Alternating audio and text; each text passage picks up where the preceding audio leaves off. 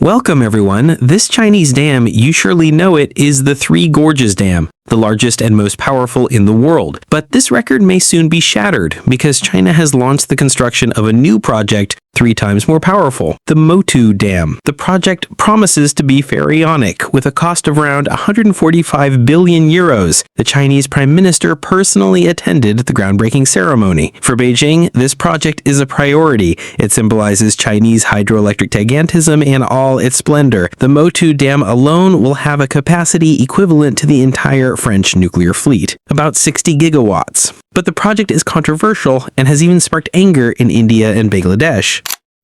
Why are neighboring countries concerned? What are Beijing's objectives? Why is China building the largest dam in the world? To understand the dam and its stakes, we need to look at the geography of the region. The dam is being built in southeastern Tibet in the Himalayas along a river, the Yarlung Tsangpo. This river originates from a glacier and flows across the region from west to east. It is the highest river in the world and also runs through the longest and deepest canyon on the planet. Over a stretch, it drops 2,000 meters in just 50 kilometers, offering enormous hydraulic pressure. That is where the Motuo Dam is being built. The project also includes 5 cascade hydro plants and tunnels about 20 kilometers long to divert water from the river and drive turbines connected to generators that will produce electricity. If China is investing in such an extraordinary structure, it is because for several years, the country has been targeting a very specific type of energy. Once completed, the project will produce 3 times more electricity each year than the Three Gorges Dam, enough to power millions of households. China's first objective is to give an economic boost to the dam region. The idea is also to attract capital, companies, and industry. With 60 gigawatts of electric capacity, a lot of industries can be developed in a region that is difficult to access and still isolated compared to the rest of the country.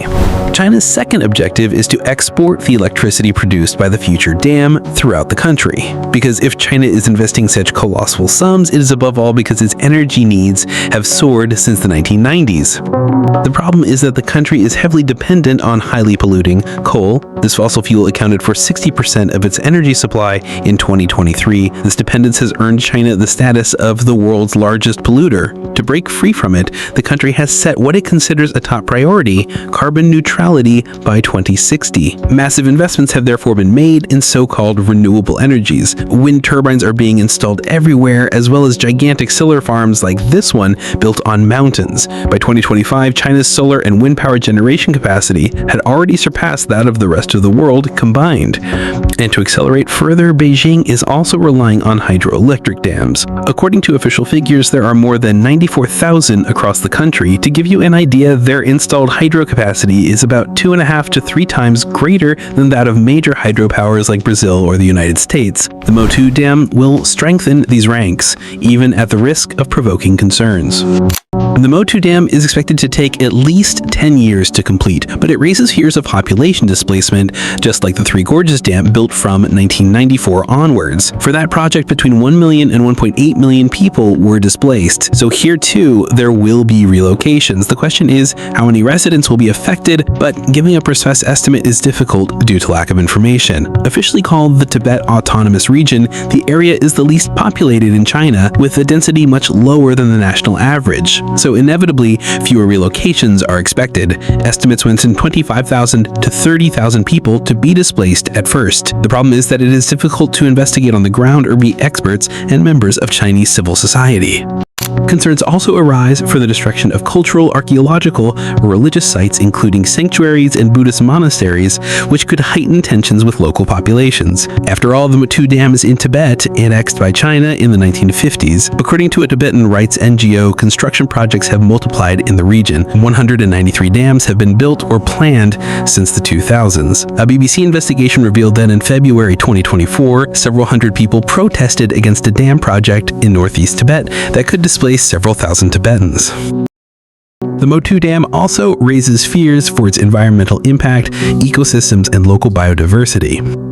More importantly, it is being built in a region of strong seismic activity at the junction of the Indian and Eurasian plates. This vast Himalayan region, according to the U.S. Geological Survey, has seen 15% of the world's major earthquakes in the 20th century. An earthquake could trigger landslides and possible cracks in the dam, scenarios that raise concern far beyond China's borders.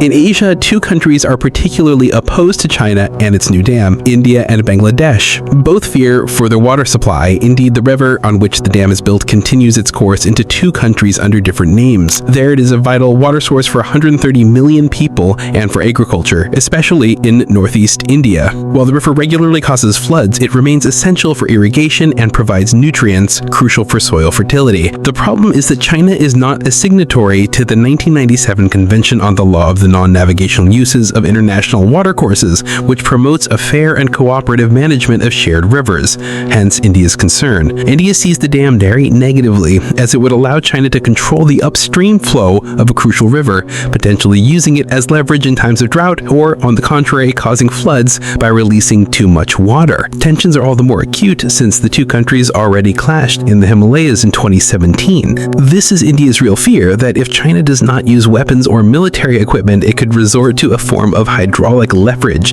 to pressure India in strategic or diplomatic negotiations, especially since India itself uses water as a tool in disputes with Pakistan. That said, there is also a lot of exaggeration in these water disputes. According to Danish Mustafa, a geographer at King's College London, much of it is paranoia. The feared water bombs often never materialize. In one way or another, both sides understand that their prosperity is interlinked and eventually tend to find common ground.